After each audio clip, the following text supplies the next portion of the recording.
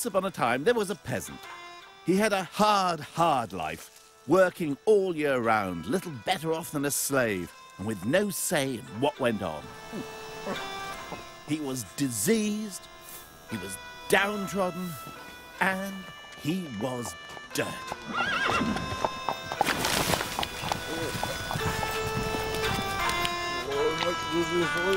Who on earth would want to have been a medieval peasant? Bless your shirt. Being a peasant in the Middle Ages must qualify as the worst job in history. But of course we're only guessing, because being peasants, they didn't leave behind much record of their existence. Except once, in the summer of 1381, the peasants left an indelible mark on the history of England. The peasants' revolt took everyone by surprise. It was quite astonishing. From out of nowhere, it seemed, tens of thousands of peasants arrived in Blackheath on the outskirts of London and demanded the king abolish all forms of servitude, taxation, and the aristocracy. The king, who was only 14 at the time, quite understandably said he'd need to think it over. The peasants, however, wanted liberty, equality, and brotherhood. And when did they want it? Now! 400 years before the French Revolution. Talk about pushing. The king, who'd been talking to the rebels from the safety of a barge in the middle of the river, decided to go home for his tea. The peasants obviously needed to make their point more forcibly, so they rampaged through London, killing lots of Flemish people. Not quite sure how that helped. One group broke into the Tower of London. They burst into the royal living quarters, and there, according to the tabloids of the time, they sat on the beds and poked into everything with their filthy sticks. Some of them even tried to kiss the king's mother. They then dragged the Archbishop of Canterbury and the Treasurer out of the White Tower and cut off their heads, which they paraded round the town stuck on poles. Now, if it sounds to you like the lunatics have taken over the asylum, that's what a lot of people at the time thought. But they weren't lunatics. The peasants' agenda was informed, tactical, and most of all, political. They targeted lawyers and court officials. They made bonfires of legal and tax records. They were deliberately erasing their servile past. How could such a wretched group of underlings have organised such a sophisticated attack? After all, they were only a bunch of bloody peasants, weren't they? Medieval feudal society was a pyramid with the king at the top and the peasants at the bottom doing all the hard work. Nobody, not even the lords, owned any land. They simply had the use of it as long as they provided military service for the king. The peasants toiled in the fields, supporting those with more important things to do, like praying and fighting each other. Yeah, it's an excellent system, if you ask me. Stinking peasants. But since the lord of the manor was often away from his estate, fighting in the king's wars, he had to be able to rely on his peasants to organise themselves. In many ways, a medieval peasant had more say in how his life was run than most people do now. Of course, it's a way of life that's all gone, and we'll never know what it was really like to live under such a system. Except where I'm going now.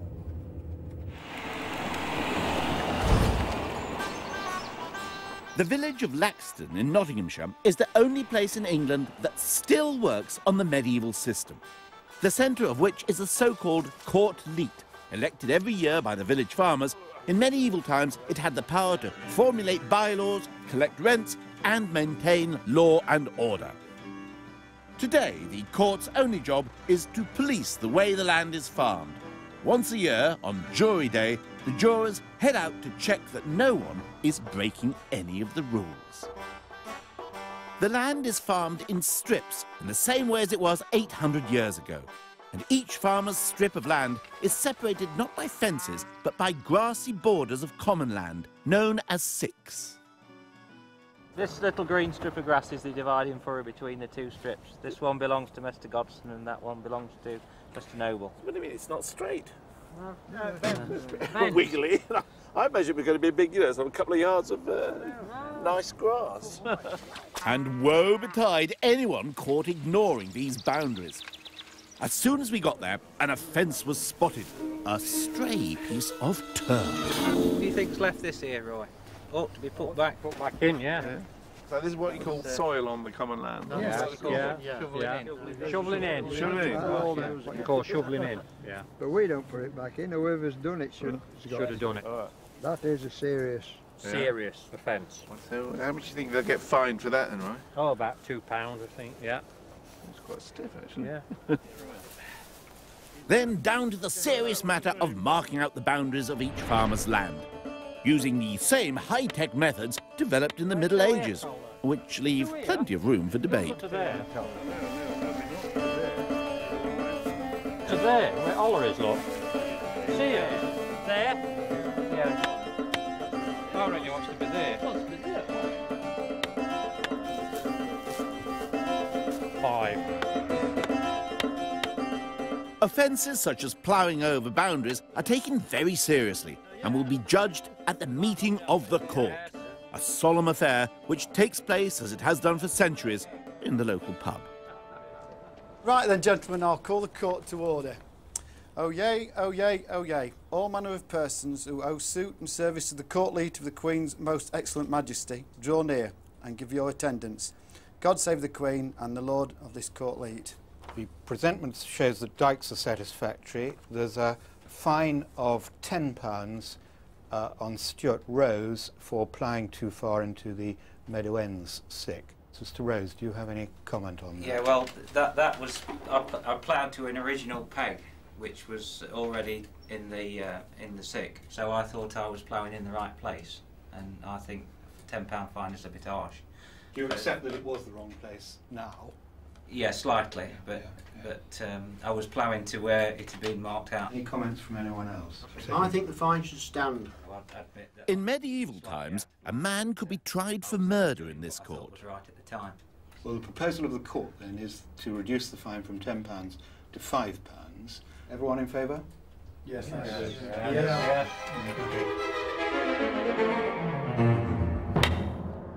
Of course, it suited the lords to leave all this petty legal stuff to the peasants to sort out for themselves. But there was a snag. The experience of dealing with the law and enforcing it sometimes meant that the peasants became minor legal experts in their own right, and when they did, they used that expertise to their own ends. Sometimes, however, they resorted to rather unconventional tactics. For example, in 1200, King John proposed a visit to the city of Nottingham. The residents of the nearby village of Gotham realised that this meant he would pass through their village, making it a king's highway, and thus making them liable to new taxes. So when the king's messengers arrived, what did they do? Well, the entire village pretended to be mad. Since madness was considered contagious, the idea of a whole village of lunatics was perfectly feasible, and the king wisely decided to make a detour. But for all their cunning, surely peasants were still nothing more than slaves. In the same way that the lord of the manor had to provide military service to the king, the peasants had to provide the lord of the manor with so many days' labour in return for the land they held from him. Historians have given this arrangement the catchy title of feudal burden. But just how much of a burden were these feudal duties? For example, the peasants who ploughed these fields 600 or 700 years ago bore one of the heaviest feudal burdens in the kingdom. That is to say, they had to work for the lord of the manor for something like 50 to 60 days in the year to provide their accommodation and pay their taxes. Nowadays, most of these fields are occupied by the BMW car plant. Now, to pay for their rent and taxes today, an assembly line worker has to work for something like 80 days in the year. That's nearly a month longer than the worst-off medieval peasants. What's more, the feudal arrangement was a two-way thing. The lord had responsibilities to his peasants. In fact, twice a year he was supposed to lay on feasts for them, as a sort of thank you. I can't remember the last time the taxman took me out for slap-up dinner. or a picnic. Of course, the lord of the manor lived like a lord. But what kind of a stinking hovel would its peasants have called home?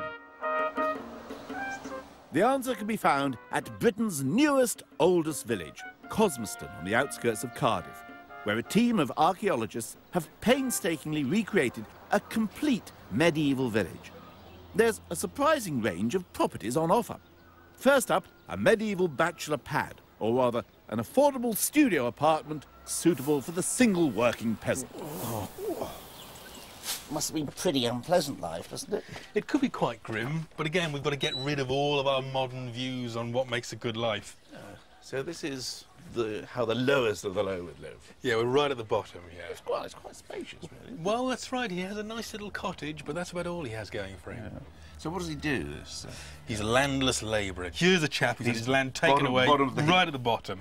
And so he's got a fire. He's cooking himself something. Yeah, very basic pot here above his hearth. Tiny amounts of wood that would be used. None of the roaring fires that we'd think of, because all of his wood has to pay the lord of the manor a wood penny, go out into the woods, and he can just collect what's fallen. And he's got a bed, I see. Delightful bed here, with just a mattress full of straw thrown on top of it, and a couple of rough old woolen blankets. Plenty of fleas, I expect. Hopefully not too bad, because hanging above them, we have some flea bane. Oh. So in theory, that keeps the fleas away.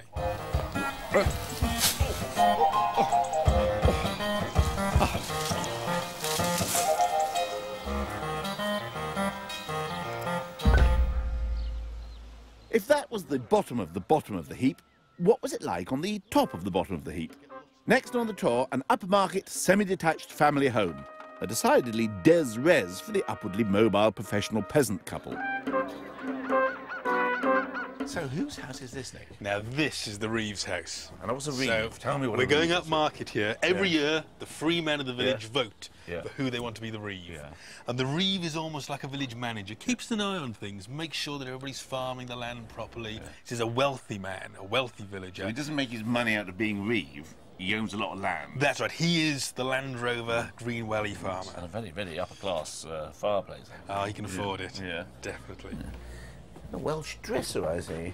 Very important, especially for the Reeve's wife. The first thing you see as you come in is her fine pottery display. So she's showing it off to everybody. Showing her jugs off to everybody. Look how rich I am. Exactly. We have some nice examples here. This one is Santonge pottery. Sounds French to me. That's right, this has come up from the Bordeaux region, probably as part of the wine trade from that area. Anybody amongst the peasants is going to be drinking wine, it's going to be the Reeve and his family. Doesn't sound that bad to me, then. Maybe I could be a medieval peasant. I'll think about it. Strip wood floors, shelves of holiday knickknacks, and a nice drop of Bordeaux wine. Maybe the medieval ideal home wasn't so different from today's. But I'm still a bit nervous about what they had to eat. It's this. Pottage. Evidently, the recipe for pottage is take anything and put it into a pan of water and boil it up for 2 hours. Now, the reason you have to boil everything you pick out of the fields for 2 hours is because they used human excrement on the fields. So even lettuce had to be boiled, which made the salads rather soggy. Anyway, let's try the pottage. Well, it's pretty disgusting. But you could have cheered it up, I suppose, with a few herbs, maybe even some garlic. They also had an instant form of pottage, and you could take this into the fields with you, and then you could liquefy it with a bit of beer and eat that if you wanted to. Anyway, the good news about being a peasant was that you got to drink plenty of beer. They didn't have hops until 1420, when they were imported from Flanders. So before that, you had to flavour the beer with other things, like bog myrtle, this one's flavoured with. It's basically the same sort of stuff. Let's have a taste of that. Of course, they tended to drink alcoholic drinks rather than water, because the water was usually not very drinkable. That's very nice, actually. Every village was dominated by its church, and the peasants' social life revolved around it.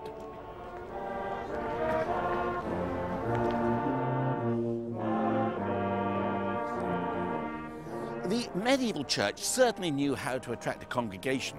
It was the place where the peasants had their parties, where they did their amateur dramatics, and where they even held football matches. Oh, and the local priest often used to brew his own beer, which is certainly more of a draw than playing the guitar. And the church expected its peasants to be duly grateful. Here in Painswick, Gloucestershire, a rather quaint ceremony has survived from medieval times. Peasants would show their love of the church by giving it a big hug. Well, welcome everyone to this year's clipping service. I think we have our arms right the way round the church. And so now we're going to embrace, or we're going to clip our lovely church.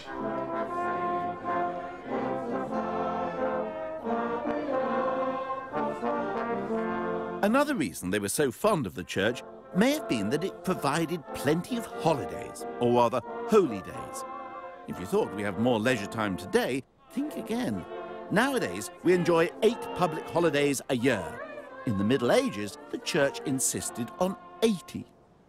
Well, a clearer picture of peasant lifestyle seems to be emerging.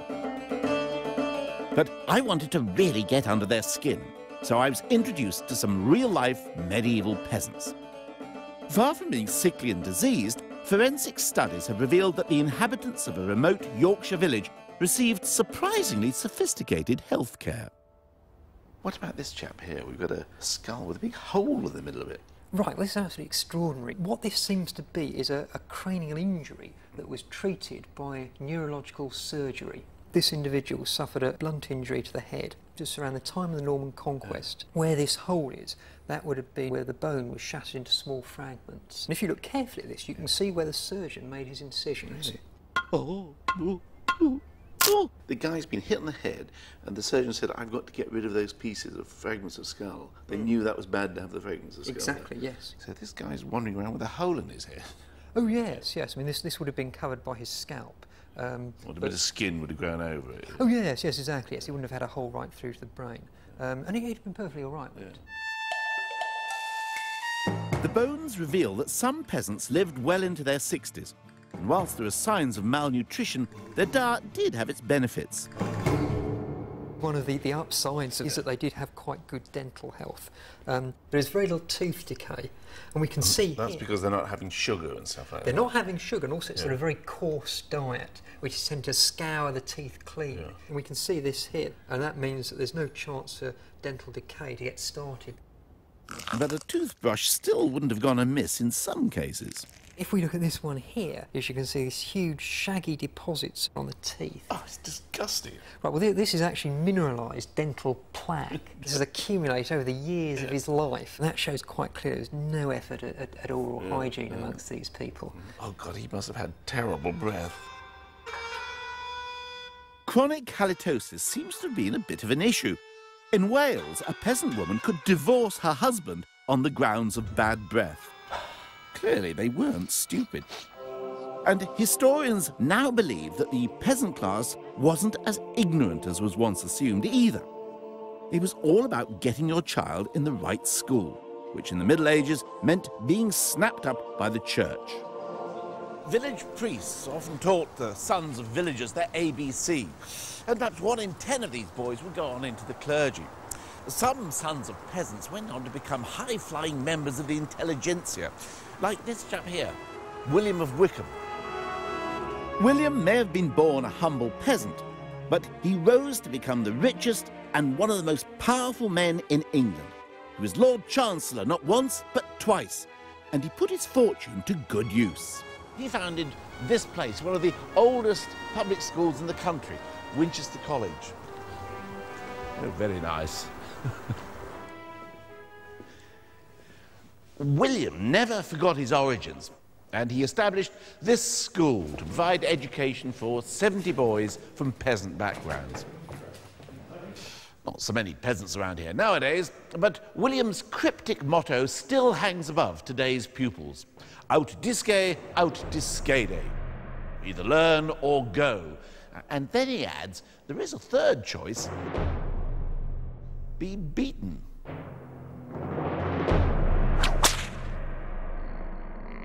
But we should be clear that literacy wasn't sought after by the peasants so they could do a spot of bedtime reading or improve their crossword skills.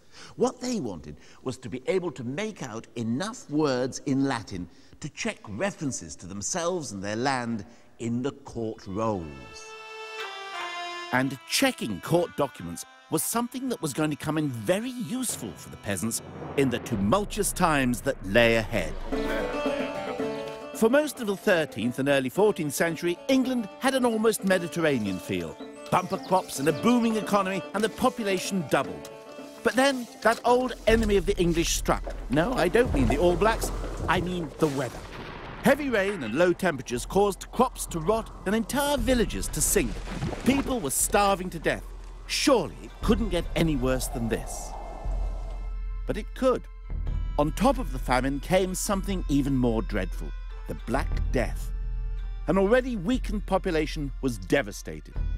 To many people, it seemed that God had deserted them, and they struggled to reconcile this terrible catastrophe with their beliefs. Here in the church at Ashwell in Hertfordshire, the plague has left its mark. Quite literally.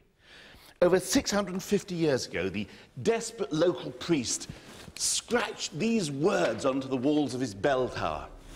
You can see here, it says, Primula Pestis, the first plague, 1349. And then below, he's incised into the walls in deep letters, a big M, that's 1,000.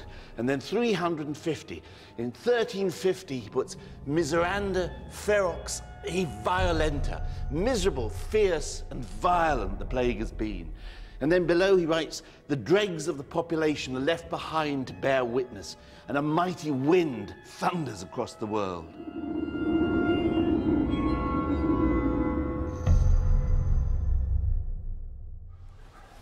The Black Death was a catastrophe. But ironically, those who survived found they were better off than they ever had been. You see, the population of England had been almost halved, and labour was scarce, and ordinary farm workers suddenly found they were in a position to call the shots. Peasants began to refuse to fulfill their feudal duties. They started to negotiate wage increases and even began to be paid in hard cash. Some left their manors and acquired their own free land. All this, of course, got up the noses of the aristocracy. If there was more wealth around, they saw no reason why the peasants should have it. So they introduced laws to restore compulsory labour and force wages back down to the levels before the Black Death. But what seems to have especially irritated the aristocracy was the way the peasants were dressing. This season's peasant ditched drab workwear in favour of bright colours, tighter hose and even fur. Some peasants were spending almost the same on clothes as certain noblemen. So laws were introduced dictating what different classes could wear. For example, for any person below the level of craftsman, pointy shoes were a fashion crime. Literally. All of which stoked the fires of peasant resentment. The final straw was when the barons imposed a poll tax to pay for their war in France. This was bitterly resented because it meant that everybody had to pay the same, rich or poor. And to make matters worse, the government got its sums wrong. They based their calculations on the population size before the Black Death. So when they failed to raise the amount they expected, they imposed a second poll tax. And that was when the unthinkable happened. The peasants took up arms and revolted. From all over England, they converged on Canterbury and marched to London, maybe as many as 60,000 of them. With no emails or mobile phones, how could the peasants have organised all this? Could it be that they were making use of their newly acquired literacy to spread word of the revolt? Two of the chroniclers record what they claim were letters that the peasants were circulating amongst themselves. Now, the letters are written in English, but they're very cryptic, and we don't really know what they mean.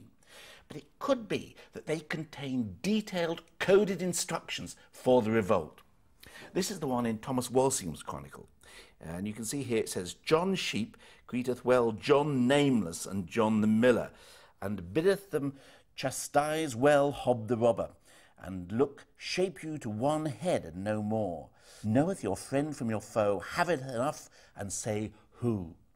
Now, it may be that when it says, chastise well Hob the robber, those are instructions to the peasants not to do any looting, and only to destroy documents and records. And then it says, look, shape you to one head and no more. Well, it could be just instructions saying, just only have one leader. But on the other hand, it may be instructions to go on pilgrimage to Canterbury, where the peasants assembled first. And the focal point was the head of Thomas à Becket. And finally it says, knoweth your friend from your foe, and say who. These could be absolute rigid instructions to distinguish your friends from your enemy by the battle cry. The climax of the peasants' revolt must rank as one of the most extraordinary scenes in history. Tens of thousands of rebelling peasants confronted the country's aristocracy, led by the king, a 14-year-old boy. The peasants' leader, Wat Tyler, rode towards the boy king to make his demands, and then took a swig from a jug of ale, whereupon the mayor of London charged and cut him down. It looked as if the huge throng were about to attack the aristocracy, but the king suddenly rode forward and shouted, "I'll be your leader, follow me!" The king granted the peasants pardons and promised to abolish serfdom. But once the rebels had dispersed, the barons quickly set about slaughtering the ringleaders. Thousands of peasants died. The peasants' revolt failed. However, the ideal of freedom and of owing deference to no one was a lasting legacy of the medieval peasant. But there's a sting in the tail to the peasant story. The lords realised that if the peasants were now free from any labour obligation to them, they were likewise free from any obligation to care for their peasants. The social consensus of the feudal system had broken down. And there was worse to come. Peasants were about to come face to face with their real enemy, sheep. You see, your average lord could make more money out of sheep than he could out of peasants. For a start, there's a lot more wool on a sheep, and you can eat them, which is possible with peasants, but socially tricky. So the lords started to throw the troublesome and uneatable peasants off the land and replace them with these chaps. The social landscape of Britain changed forever. There's nothing intrinsically terrible about the peasant's life. In fact, there were times in the 14th century when it was pretty fine. It deteriorated when the lords fenced in the land, and it got even worse in the Industrial Revolution. And small farmers are still up against it. The life of the peasant depends on the society. But it's sobering to think that compared to a lot of people's lives today, some medieval peasants had it pretty good.